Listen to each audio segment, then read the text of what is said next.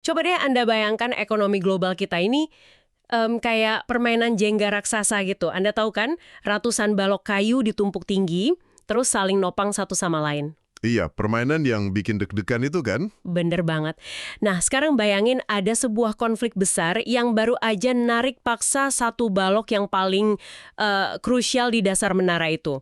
Balok ini namanya Selat Hormuz. Wah, kalau balok bawah ditarik, otomatis menaranya goyang parah sih. Betul, saat balok itu ditarik, seluruh menara bergoyang keras dan sekarang semua negara di dunia lagi panik. Mereka berebut nyari balok pengganti apa aja yang bisa dipakai biar menara ekonomi mereka nggak runtuh berantakan. Dan kepanikan itu sangat beralasan ya. Badan Energi Internasional atau IEA bahkan nyebut momen ini sebagai ancaman keamanan energi terbesar dalam sejarah. Terbesar dalam sejarah, wow! Beneran. Nah, sumber utama yang bakal kita bedah hari ini, yaitu transkrip investigasi mendalam dari program Counting the Cost dari saluran Al Jazeera English, itu ngegambarin banget situasinya. Mereka bilang, perang Iran ini bukan sekedar konflik regional biasa. Berarti ini udah level krisis global dong ya? Tepat. Ini adalah krisis struktural, dunia tuh kayak dipaksa buat bikin pilihan drastis. Pilihannya cuma dua, kembali ke bahan bakar fosil tapi ngandalin pemain-pemain baru, atau ya nginjek pedal gas dalam-dalam menuju revolusi energi hijau. Oke, coba kita taruh ini dalam konteks angka ya, biar skalanya kerasa lebih nyata buat Anda yang lagi dengerin. Di sumber kita ini dicatat kalau sekitar 20% dari seluruh pasokan minyak dan gas dunia itu ngalir lewat Selat Hormuz. 20% itu angka yang gede banget loh untuk level global. Iya kan?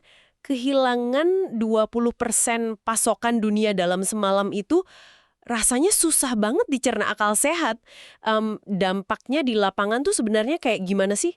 Gini, bayangin kalau Anda itu Menteri Energi di negara Asia, kayak Jepang, Korea Selatan, atau Taiwan gitu. Angka 20% itu benar-benar mimpi buruk. Karena mereka ngandelin banget impor dari situ ya. Betul banget. Negara-negara ini praktis hidup dari energi yang dikirim lewat jalur itu. Jadi ketika keran dari Timur Tengah ini tersendat, rantai pasokan langsung putus. Pabrik-pabrik terancam berhenti beroperasi, dan ujung-ujungnya, biaya produksi semua barang bakal melonjak tajam. Wah, efek dominonya ngeri juga ya. Banget. Dan dari sinilah laporan ini nunjukin sebuah dinamika yang cukup mengejutkan. Amerika Serikat tiba-tiba muncul dan ngambil alih peran jadi macam pom bensin darurat gitu untuk seluruh dunia. Nah, ini nih. Ini bagian yang bikin saya ngangkat aris pas baca catatannya kemarin. Di saat dunia lagi krisis pasokan, ekspor energi AS malah pecah rekor tertinggi sepanjang masa. Angkanya naik drastis kan? Iya, naik sepertiga semenjak konflik pecah. Mereka bisa ngirim sampai 5,2 juta barel per hari ke luar negeri. Pertanyaan saya nih, gimana caranya AS bisa ningkatin produksi secepat itu? Maksud saya, buka kilang atau ngebor sumur baru kan butuh waktu bertahun-tahun nggak sih? Nah, disitulah keunggulan teknologi serpih atau shale gas yang dipunya sama Amerika. Beda sama pengeboran konvensional yang butuh waktu lama banget buat disiapin, sumur shale ini bisa diaktifkan dan ditingkatkan kapasitasnya dengan sangat cepat. Oh, jadi mereka bisa langsung respon harga pasar gitu ya? Tepat. Ditambah lagi, laporan ini juga ngasih garis bawah soal dampak kebijakan drill baby drill dari era pemerintahan Trump. Ada pergeseran insentif yang masif banget di sana. Tunggu deh, pergeseran insentif gimana maksudnya? Jadi pemerintah AS itu secara aktif ngasih insentif finansial ke perusahaan energi. Tujuannya supaya mereka nunda dulu proyek-proyek energi terbarukan dan balik fokus buat mompa minyak dan gas semaksimal mungkin. Serius? Demi ngisi kekosongan pasokan global ini? Iya, persis. Mereka ngisi celah yang ditinggalin Timur Tengah, terutama untuk nyuplai negara-negara Asia tadi. Saya agak bingung di sini. Menghentikan proyek hijau demi balik ngebor minyak kan jelas banget ya itu nabrak kampanye global selama ini soal perubahan iklim. Memang bertolak belakang banget sama tren global. Tapi kalau kita lihat dampaknya, AS sekarang membanjiri pasar dengan energi mereka, terus mereka juga pakai sanksi dolar buat ngebatasin negara kayak Rusia atau Iran. Kalau AS punya kendali atas supply, sekaligus nentuin siapa yang boleh dagang, bukankan mereka ini lagi memposisikan diri jadi bos kartel baru? Maksudnya jadi kayak OPEC yang baru gitu? Iya benar nggak sih mereka ini udah resmi jadi OPEC baru? Menarik. Banyak analis yang awalnya juga mikir persis kayak gitu. Tapi Jan Rosenau, salah satu pakar yang dikutip di laporan ini, dia nelaah perbandingan itu lebih dalam. Terus apa kata dia? Dia bilang beda. Di tahun 70-an, OPEC itu kan memonopoli pasar dan sengaja menahan suplai buat naikin harga. Nah, strategi AS hari ini justru sebaliknya. Oh, mereka malah ngebanjirin pasar ya? Betul. Mereka ngebanjirin pasar pakai gas alam cair atau LNG dan minyak buat ngerebut pangsa pasar dari produsen tradisional, sambil tentu aja mainin instrumen geopolitik mereka. Jadi mereka nggak sekedar ngontrol harga kayak kartel pada umumnya? Enggak. Mereka lebih bertindak sebagai semacam katup pengaman sistem kapitalis global. Mereka mastiin roda ekonomi sekutu-sekutu mereka di Asia dan Eropa tetap muter, sekaligus secara bersamaan memperlemah pengaruh musuh geopolitik mereka. Masuk akal sih. Jadi ini bukan soal bikin klub eksklusif, tapi lebih ke soal mendominasi pangsa pasar yang emang lagi kosong melompong. Tepat sekali. Tapi gini, kalau AS berhasil ngambil alih pangsa pasar raksasa di Asia ini, secara logika pasti ada pihak yang kehilangan kekuasaannya kan? Udah hukum alamnya begitu. Nah, sumber kita ini nyorotin satu realitas baru yang menurut saya jauh lebih krusial. Dominasi kerajaan minyak tradisional, yaitu OPEC dan OPEC Plus, ternyata mulai retak dari dalam. Iya, dan retakan itu sebenarnya udah kelihatan banget dari angka statistiknya. Gimana tuh datanya? Hegemoni produksi OPEC Plus itu udah anjlok. Di tahun 2016, mereka masih menguasai 53% minyak global. Tapi di tahun 2024, angkanya turun jadi cuma 47%. Lumayan berasa juga ya penurunannya. Lumayan banget. Tapi pukulan struktural yang paling fatal justru terjadi waktu Uni Emirat Arab atau UAE mutusin buat keluar dari kartel tersebut. Tunggu, UAE kan bukan pemain pinggiran. Mereka itu kan salah satu yang paling gede. Betul, mereka itu produsen terbesar ketiga di dalam OPEC. Nah, kenapa produsen sebesar itu malah milih keluar dari klub elit yang selama ini bisa dibilang ngelindungin kepentingan mereka? Bukankah kekuatan utama mereka justru ada pada kebersamaan buat ngatur harga? Secara teori sih iya, tapi kita harus lihat motivasi domestik UAE sendiri. Mereka tuh punya ambisi gede banget buat naikin kapasitas produksi dari 4,5 juta barel jadi 6 juta barel per hari. Targetnya di tahun 2027 atau 2028. Terus masalahnya di mana? Masalahnya ada di aturan kuota OPEC Plus yang selama ini dikendalin sama Arab Saudi. Aturan itu ngebatasin banget ruang gerak mereka. UAE ini sadar sama fenomena yang namanya stranded assets. Stranded assets, aset yang terlantar gitu maksudnya? Iya, ini tuh ketakutan kalau mereka nggak jual minyak mereka sekarang, mumpung permintaannya masih tinggi, cadangan minyak itu ujung-ujungnya bakal nggak ada harganya di masa depan. Oh, karena dunia keburu beralih ke energi bersih ya? Persis. Jadi mereka ngerasa harus buru-buru mencairkan cadangan itu. Ah, pantesan. Jadi ini soal balapan sama waktu. Mereka pengen nguangkan cadangan minyak itu secepat mungkin sebelum era minyak benar-benar tamat. Makanya ada intrik politik juga di situ. Iya, ya. Pantes aja ada friksi publik antara UAE dan Arab Saudi di tahun 2021 yang disinggung di sumber kita. Ternyata perbedaan visi ekonominya itu mendasar banget dan bikin jurang pemisah di antara raksasa-raksasa Teluk ini. Benar banget.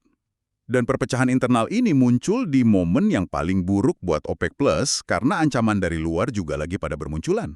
Ancaman dari mana tuh? Dari Amerika Latin. Data dari konsultan energi Rystad itu memprediksi kalau 44% pertumbuhan pasukan minyak mentah baru di dunia bakal datang dari sana. Dari negara kayak Brazil, Guyana, Argentina, sama Venezuela. Wah, 44% itu angka yang gede banget loh. Kalau saya boleh bayangin ya, negara-negara Amerika Latin ini tuh ibarat band-band indie pendatang baru yang lagunya tiba-tiba viral. Oke, analogi yang menarik. Terus? Ya, mereka mendominasi tanggal lagu kan, pertumbuhan pendengar mereka pesat banget. Tapi pertanyaannya, apakah band indie ini punya peralatan logistik dan kru yang cukup buat ngegelar tur stadion raksasa? Maksudnya buat nyuplai energi sebesar kebutuhan benua Asia gitu. Iya, apa mereka bisa gantiin peran raksasa Teluk yang udah biasa ngisi stadion itu? Nah, analogi band indie tadi relevan banget nih di sini. Viral di satu momen, kan belum tentu siap buat tur dunia. Analis Vandahari itu sangat skeptis sama euforia angka 44% tadi. Kenapa dia skeptis? Karena kita harus lihat basis produksi awalnya. Ambil contoh Guyana deh. Pertumbuhan mereka secara persentase emang melesat tajam, tapi basis awal mereka tuh kecil banget. bahkan belum nyentuh produksi 1 juta barel per hari. Oh, jauh banget dong bedanya. Jauh lah. Coba bandingin sama jutaan barel yang dipompa keluar dari Timur Tengah tiap harinya. Berarti secara volume aja mereka sebenarnya belum bisa nambah lubang besar yang ditinggalin sama Timur Tengah ya? Belum bisa. Dan ada satu lagi masalah nyata. Hukum fisika dan ekonomi yang nggak bisa mereka hindari, yaitu faktor geografi. Jarak pengiriman ya? Iya, jarak dari Amerika Latin ke konsumen utama di Asia itu luar biasa jauh. Biaya kargo atau freight cost, pakai kapal supertanker dari perairan Guyana, ngelewatin samudra ke pelabuhan di Jepang atau Tiongkok tuh terlalu mahal. Pasti bikin harga minyaknya jadi nggak masuk akal buat Asia. Betul. Bagi negara-negara Asia yang sensitif banget sama harga energi, minyak dari Amerika Latin jadi nggak kompetitif kalau dibandingin sama minyak Timur Tengah, biarpun di Teluk lagi banyak risiko geopolitik. Oke, coba kita rangkum dulu logika dari posisi Asia saat ini. Timur Tengah lagi bergejolak dan tertutup. AS datang jadi penyelamat sementara, tapi dengan harga dan syarat geopolitik tertentu. Sementara Amerika Latin kejauhan dan ongkos kirimnya mahal. Nah, bukankah ini berarti Asia itu secara geografis benar-benar terjebak? Mereka praktis nggak punya opsi bahan bakar fosil yang murah dan aman lagi. Terus, kalau nyari sumber minyak baru ternyata bukan solusi jangka panjang. Apa dong yang harus mereka lakuin? Justru tekanan geografis yang bikin sesak ini jadi katalis paling brutal yang maksa mereka buat mempercepat revolusi energi hijau. Jadi lari ke energi terbarukan gara-gara kepepet ya? Persis. Pasar sekarang nggak lagi ngelihat energi terbarukan itu sekedar kampanye idealis buat nyelamatin lingkungan. Mereka ngelihatnya sebagai satu-satunya jalan keluar logis dari jebakan geopolitik. Dan angka-angkanya emang ngebuktiin pergeseran ini. Emang sedrastis apa sih perubahannya? Sejak tahun 2010, biaya modal dan operasional untuk teknologi energi terbarukan itu udah anjlok sampai 90%. Tunggu, anjlok 90%?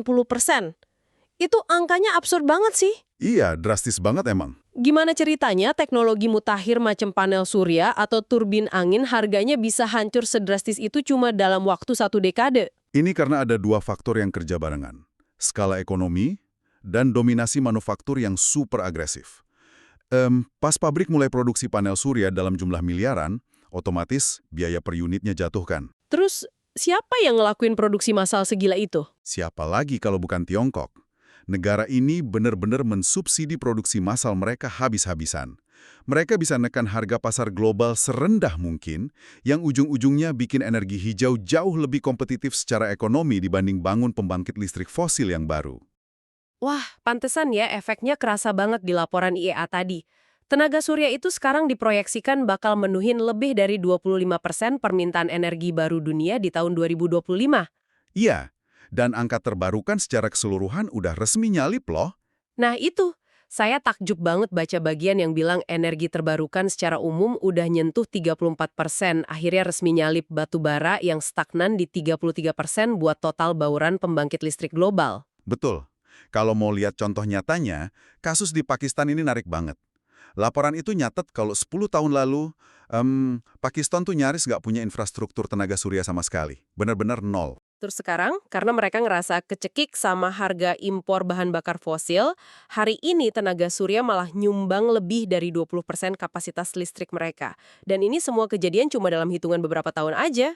Gila, dari 0 ke 20%, secepat itu.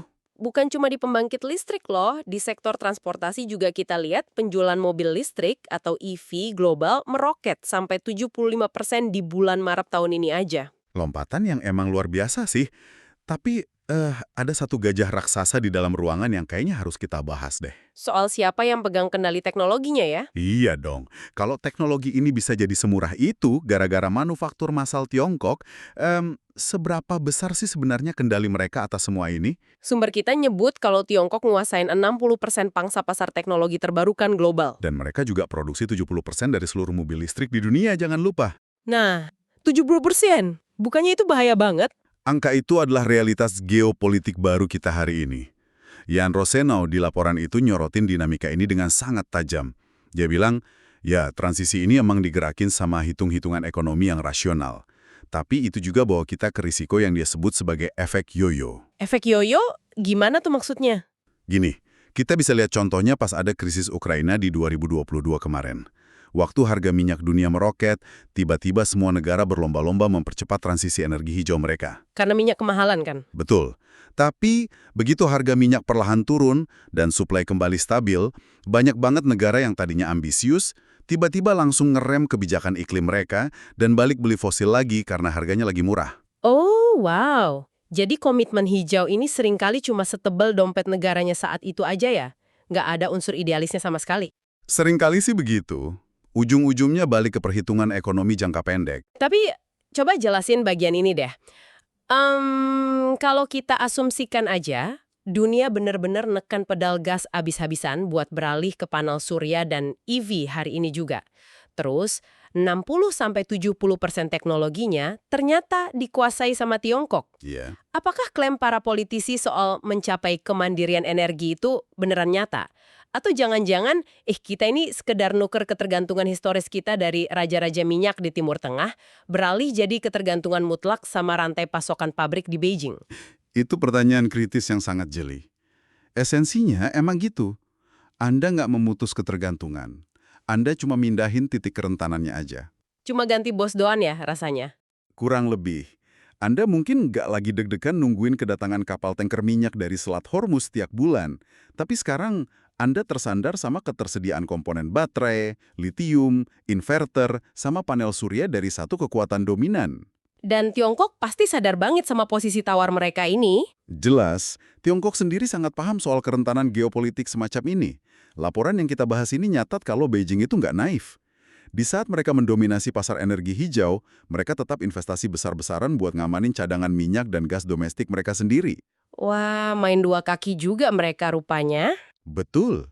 Mereka bertaruh penuh di energi hijau buat ekspor, tapi di rumah sendiri, pasokan fosil tetap dikunci rapat. Mereka pinter banget ya naruh investasi di semua keranjang. Dan ini bawa kita ke sebuah realita pahit dari proses dekarbonisasi. Walaupun angka adopsi terbarukan tadi kedengarannya kayak kemenangan mutlak buat lingkungan. Kenyataannya nggak sesederhana itu. Iya, laporan Al Jazeera ini nampar kita dengan fakta kalau penguasa minyak Timur Tengah tuh sama sekali belum mulai ngemas-ngemas barang buat nyerahin tahta mereka. Fakta yang satu ini tuh sering banget luput dari perdebatan publik. Orang suka lupa, terlepas dari jutaan panel surya yang dipasang tiap hari, mesin ekonomi global kita saat ini, detik ini juga, masih melahap sekitar 103 hingga 104 juta barel minyak tiap harinya. Gila, 100 juta barel lebih setiap hari. 1 juta barel tambahan setiap tahunnya. Realitas keras yang diungkap sama analis adalah 80% dari total bauran energi primer global saat ini masih berupa minyak, gas alam, dan batu bara. Tunggu deh, 80% masih fosil. Kenapa angkanya masih begitu mendominasi sih? Maksud saya, kalau energi surya udah sedemikian murah, kenapa kita nggak pakai listrik aja buat nyalain semuanya? Nah, jawabannya ada pada batasan fisika yang kita sebut sebagai kepadatan energi, atau energy density. Panel surya dan baterai itu emang luar biasa efisien buat nyalain lampu rumah atau ngerakin mobil penumpang biasa. Oke, terus masalahnya di mana? Masalahnya baterai litium itu bobotnya berat banget, tapi energi yang disimpan tuh relatif dikit kalau dibandingin sama ukurannya. Coba deh bayangin, Anda nggak mungkin kan menerbangkan pesawat jet komersial antar benua pakai baterai. Oh iya ya, baterainya bakal terlalu berat. Betul, pesawatnya nggak bisa lepas landas karena beban baterainya sendiri. Masuk akal sih, hal yang sama pasti berlaku juga buat kapal laut raksasa kan? Tepat banget. Kapal kargo yang ngangkut ribuan kontainer ngelewatin Samudra Pasifik itu butuh bahan bakar khusus yang namanya bunker fuel. Kalau diganti baterai gimana emangnya? Kalau Anda nyoba ganti bahan bakar itu pakai baterai, Anda bakal butuh baterai yang ukurannya hampir separuh dari ukuran kapal itu sendiri. Ujung-ujungnya kapalnya malah tenggelam. Wah, nggak praktis banget ternyata. Belum lagi kalau kita ngomongin sektor industri petrokimia. Mereka pakai minyak bukan sebagai bahan bakar buat dibakar, tapi sebagai bahan baku utama buat produksi material. Buat bikin plastik dan semacamnya ya? Iya, bikin plastik, aspal, pupuk, dan material esensial lainnya. Listrik kan nggak bisa diubah jadi plastik. Wah, iya juga. Listrik jelas gagal ngejawab kebutuhan industri berat ini. Dan ngomong-ngomong soal listrik, ada satu paradoks lagi nih yang disoroti sama Vandahari terkait mobil listrik di Asia. Paradoks yang mana tuh? Di laporannya dibilang, kebanggaan kita ngelihat jalanan makin dipenuhi mobil tanpa knalpot itu bisa jadi cuma ilusi hijau aja. Kenapa? Karena di banyak negara Asia, 40-50% listrik yang ngalir di kabel buat ngecas mobil-mobil itu masih dihasilin dari pembakaran batu bara. Nah, ini poin yang krusial banget. Iya kan? Berarti mobilnya emang bersih di jalan. Tapi cerobong asap pembangkit listrik di pinggiran kotanya malah kerja 2 kali lipat lebih kotor. Itulah makanya transisi energi ini luar biasa kompleks. Mengelektrifikasi sistem transportasi tanpa menghijaukan sistem pembangkit listriknya, itu jatuhnya cuma mindahin polusi dari jalan raya ke cerobong pabrik aja. Kalau saya boleh memvisualisasikan krisis global kita saat ini ya, rasanya tuh kayak kita lagi terbang pakai pesawat komersial, bermesin jet, di ketinggian 30.000 kaki, terus di tengah-tengah penerbangan kita tiba-tiba mutusin buat merombak mesin jet yang pakai aftur itu diganti jadi mesin listrik yang ramah lingkungan. Analoginya pas banget. Tujuannya mulia kan? Tapi masalahnya kita nyoba ngebongkar mesin itu pas pesawatnya masih melaju kencang di udara. Kalau kita dengan radikal membuang bahan bakar fosilnya hari ini juga, pesawat ekonomi global ini bakal kehilangan daya dorong dan langsung jatuh terhempas. Bener banget.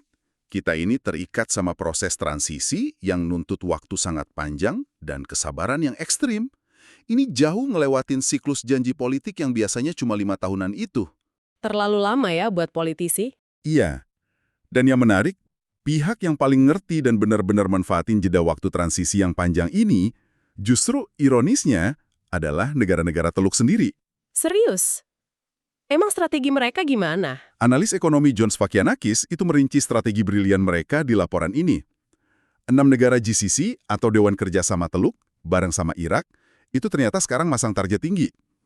Mereka pengen 30% bauran energi domestik mereka berasal dari sumber terbarukan di tahun 2030. Tunggu sebentar. Bentar.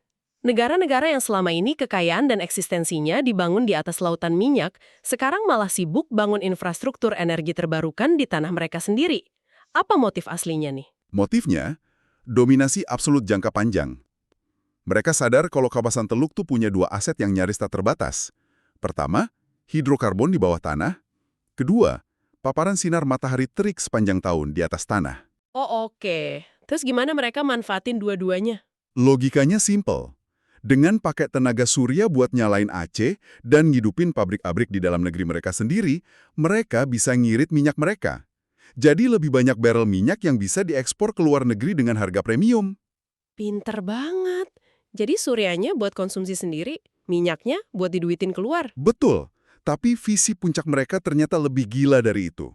Mereka sekarang lagi ngebangun infrastruktur gede-gedean supaya suatu hari nanti mereka bisa mengekspor listrik tenaga surya lewat kabel bawah laut raksasa ke negara-negara tetangga, bahkan nembus sampai ke Eropa. Luar biasa. Bener-bener strategi jangka panjang yang mateng ya. Jadi kalau kita rangkum temuan kita dari bedah transkrip investigasi hari ini, tertutupnya jalur Selat Hormuz ini bukan sekedar insiden lalu lintas biasa. Jelas bukan? Ini adalah ledakan yang mempercepat 2 realitas masa depan yang sebenarnya saling berlawanan, tapi sekarang dipaksa berjalan berdampingan. Di satu sisi, ada Amerika Serikat yang menggandakan kekuatan bahan bakar fosilnya, mencoba jadi pengatur pasar dunia. Ya. Terus di sisi lain, benua Asia yang terjebak secara geografis merespon keadaan ini dengan memicu lompatan eksponensial menuju energi hijau. Yang ironisnya saat ini dimonopoli mutlak sama manufaktur Tiongkok. Dan pada akhirnya, kelangsungan hidup negara-negara konsumen ini nggak lagi ditentuin sama kesetiaan pada satu jenis energi tertentu. Terus ditentukan oleh apa? Oleh seberapa gesit mereka bisa mainin kedua realitas ini secara bersamaan tanpa bikin ekonomi domestik mereka sendiri hancur berantakan. Sangat mencerahkan. Dan inilah alasannya kenapa krisis di luar sana tuh sangat amat relevan untuk Anda yang lagi dengerin podcast ini sekarang. Dinamika rumit yang kita bedah hari ini tuh bakalan langsung mendikti ketahanan ekonomi Anda sehari-hari. Peta kekuatan yang lagi bergeser ini yang bakal nentuin apakah mati lampu bakal sering kejadian di kota Anda. Ini juga yang nentuin seberapa liar fluktuasi harga kebutuhan pokok di supermarket akibat naiknya biaya logistik laut. Dan yang terpenting, ini menentukan siapa yang bakal megang kendali atas pasokan suku cadang mobil listrik Anda dan teknologi di rumah Anda selama 1 dekade ke depan. Kita semua tuh hidup di titik kritis, di mana keputusan soal sanksi ekonomi di Washington, kapasitas pabrik perakitan di Beijing, dan ambisi kuota produksi di Dubai, ujung-ujungnya bermuara pada angka tagihan bulanan di meja makan Anda. Sebagai penutup, ada satu gagasan provokatif dari strategi kawasan Teluk tadi yang patut Anda renungkan. Jadi tiket keluar kita, jalan bebas hambatan buat lepas dari monopoli dan cengkraman geopolitik negara-negara kaya minyak di Timur Tengah. Namun, kalau kawasan Teluk dengan modal tak berseri mereka ternyata berhasil mengeksekusi visi gila mereka, kalau mereka sukses membangun ladang surya paling masif di bumi dan berhasil mengekspor aliran listrik itu ke seluruh benua, mungkinkah kawasan yang selama seabad ini mengendalikan masa lalu fosil kita, pada akhirnya akan menjelma menjadi raksasa yang sama yang memonopoli masa depan hijau kita? Terima kasih udah bergabung dalam sesi eksplorasi mendalam kita hari ini. Jangan berhenti bertanya, dan sampai jumpa di penyelaman berikutnya.